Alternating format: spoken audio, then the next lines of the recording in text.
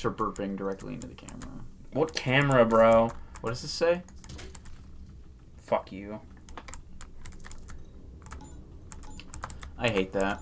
What? You go through all the trouble of graffitiing a wall, and you don't even spell it right. It did open. You know what that reminds me of? What? I know at work. We both used to work at Little Caesars, by the way. I'm pretty sure we've stated this before, but Little Caesar. in case we never did, we both used to work at Little Caesars together. Mm-hmm. I quit. Oh, he's dead. How'd he die? Oh, it's not true. Killed himself. I would too. But anyway, we both used to work at Little Caesars, and a lot of the times I would have to take out the trash. I feel like I took out the trash way more than you did. Probably.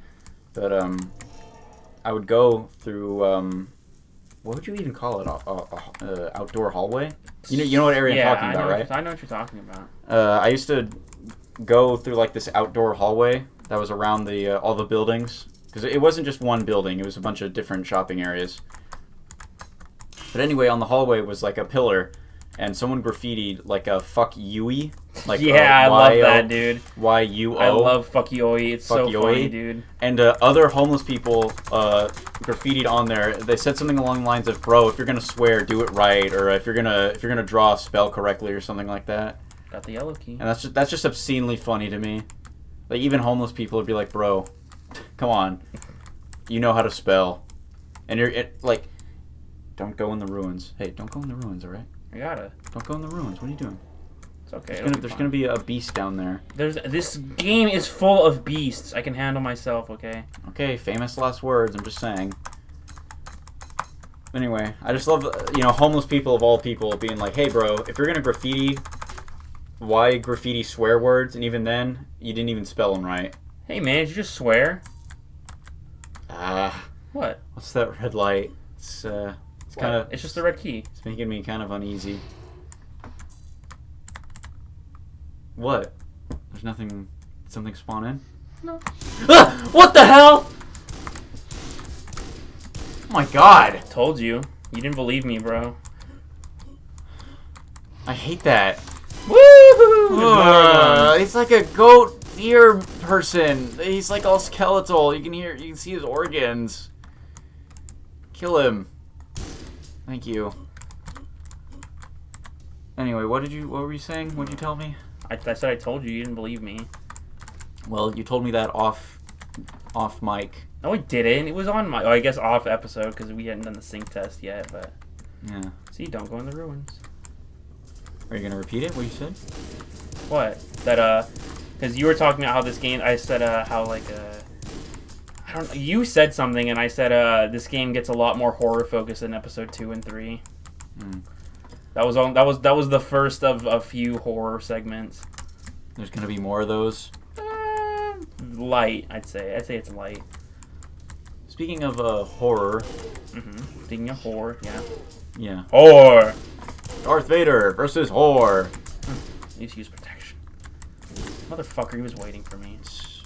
But anyway, speaking of horror, I kind of touched on a similar subject when I asked you how you feel about stealth segments in non-stealth games. Yeah. How do you feel about horror segments in non-scary or horror games? I feel like that. I feel like that's the opposite of non-stealth. Is that it almost always works. Sorry, I get startled easily. It's okay. He's not hurting no one. One of my biggest fears is something that I can't see coming after me. I used to have nightmares about that when I was younger. Shouldn't play this game then. That was I don't know why, but when you're a kid, you have like more vivid nightmares, and that was something I often dreamed about. Oh God! Invisible monsters. These guys are a lot more troublesome in closed spaces. But anyway, sorry if it's hard to talk and concentrate at the same time. But you were saying horror segments and non-horror games are the opposite of stealth games and stealth segments and non-stealth games, because I'd say they're. I don't think I've ever like play. Oh, never mind. I was going to Dead Money. I forgot. Let's wrap up 2 and 1 there about horror and non-horror games. I feel like Fallout 4 also fails at that, because you can go into Dunwich Borers, and that's supposed to be a little horror segment, and it sucks. It's just boring. You just fight ghouls. Well, go on. Finish your thought. What? I feel like, because like in this game, it's kind of a blend of like horror action. Yeah. Like it's very, like, you can tell it's very much inspired by horror movies, so it makes sense that there would be horror themed segments. So in a way, it's almost built for it. I can't. Do you have any other examples of non-horror games doing horror segments? Majora's Mask. You say that whole game? I'd say there's not the whole game, because there's obviously parts that are supposed to be like, traditional Zelda kind of carefree, but when it attempts horror, it does very well. Like with Ikana Canyon? Yes. I can't hear it, but the music sounds like it's very good. Yeah, the music is pretty good in this game, but again, we're trying to play with it down so it doesn't get picked up on the mic. Yeah, it's not like we have headphones or anything. I didn't get the fast power up, I didn't need it. I think I've said this a dozen times, but in every episode, you know, and I don't think it's ever changed, but in every episode the audio is coming out of a speaker hooked up to a wire, and it's like down on the floor so that I can hear it and he can concentrate on the game. So if it ever gets caught on the mic, sorry about that. Yeah. But anyway, the reason I brought up horror and non-horror games is I wanted to talk about Half-Life again. Yeah. Oh, you beat the level? Yeah. Nice. What's the dev time? 2:45. Oh, how long did you take? 5 minutes? Yeah, like 5.5 minutes. Valve has never just gone all hands on deck and made like a real proper horror game. I don't count Left 4 Dead because, you know, that's like a comedy action shooter. Yeah. Left 4 Dead 1 was kind of more spooky atmosphere. But that was more on like, oh, it's scary because you're at night and you're fighting zombies. But and it's like claustrophobic. It's stressful. Yeah, but you have, you know, these humorous, likable characters doing it, so that takes a lot of the edge off. Sentry. That takes a lot of the edge off of it. But God damn, bro. When Valve wants to do horror, they can do it very well. Everyone likes to point to Ravenholm and Half-Life 2. Yeah. Because that is you're alone. It's very atmospheric. There's zombies and there's barely any music. But I think when Valve does horror, they do it very well. Yeah. Like that. Yeah, like that. I'm trying to think of another example because I had Half-Life on the brain. I'm trying to remember a Half-Life segment that is kind of horror-esque. All right, I forgot. This is my favorite level in the game, by the way. This is? Oh, hey, it's daytime. Look at that clear blue sky. Nice job shooting yourself. It's okay. I think the beginning of Half-Life 1, where you're just right after the Resonance Cascade and you're just in Unforeseen Consequences. Oh, yeah. When you're just going through the destroyed office and seeing all the devastation that it caused. I think that's legitimately like atmospheric horror. Of course it is, because it's like... that does it very well. It's almost like a natural disaster horror. Which is a genre all of its own. Yeah. So, you know, some things are scarier than things we can cook up. I don't think there's anything scarier than real life. And all, you know, the things that could happen to you in real life. You know what I mean? Yeah. Did you miss, or was that like a homing rocket? It's a grenade launcher. What power-up did you just get? I didn't get a power-up. That was a grenade that I walked into. Oh. Yeah, Ravenholm is very good. And Half-Life Alyx has a pretty good horror segment, which I think is very, very good. You want me to tell you about it? Yeah, go for it. Tell the viewers. So Half-Life Alyx, I don't mind spoiling it because the game came out in March. Half-Life Alyx has a bit where you're going through a brewery.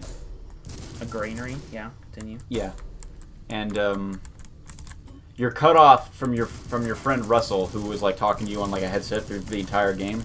You're cut off from talking to him because the reception is very low. Yeah. There's no Combine enemies to track you down or anything. You're just stuck in this like facility of winery, and the only obstacle that is there is this like horribly mutated worker guy named Jeff, and he's been mutated by like Zen foliage and just radiation. He's just like a creature. He's like a creature. Okay. His face is replaced with like this big horrible like open mouth gaping maw flower looking thing, like the which is creepy because if you actually look at his model, his real face, half of his real face is still like right here, and the rest of it is like growing off. It's like really creepy. And Jeff is blind, but he uses echolocation and can hear you, and is constantly making these like horrible gurgling noises. Yeah. And it starts off fine because you're separated from him, but then you realize, oh my god, I have to go through all these like broken glass, and I have to go through all this stuff that is making noise, and he's constantly like behind you and coming after you and stuff, and you have to like utilize Jeff to like solve some of the puzzles, because one of the puzzles is I can reroute electricity to draw out this door, but you learn the wire where it goes is a room where you can trap Jeff in, thinking, oh okay, I can trap him here and then I won't have to deal with him. Yeah. And I think that's very that thing's back. I think that's good game design, you know, where it's like, oh god, I do have to deal with him, you know. Yeah. It's like, oh, I trapped him in this room. Now I'll do this puzzle. Okay, let me reroute the electricity. It's going. Oh my god, it's going in there. Yeah. It's one of those like, oh god, of course moments, you know. I understand. Point of this long-winded speech is when Valve does horror, they do it right, and I'm still waiting for the day where they make it a real horror game. I just know that they'd knock it out of the park. God, what is that noise they make? It's I forget what it's called. It's a sound they make. It's just to let you know that you like if you're spraying and praying and you hear that noise, you're like, oh, there's a Wendigo in the area. That's what they're called, Wendigos? Yeah. I don't like that.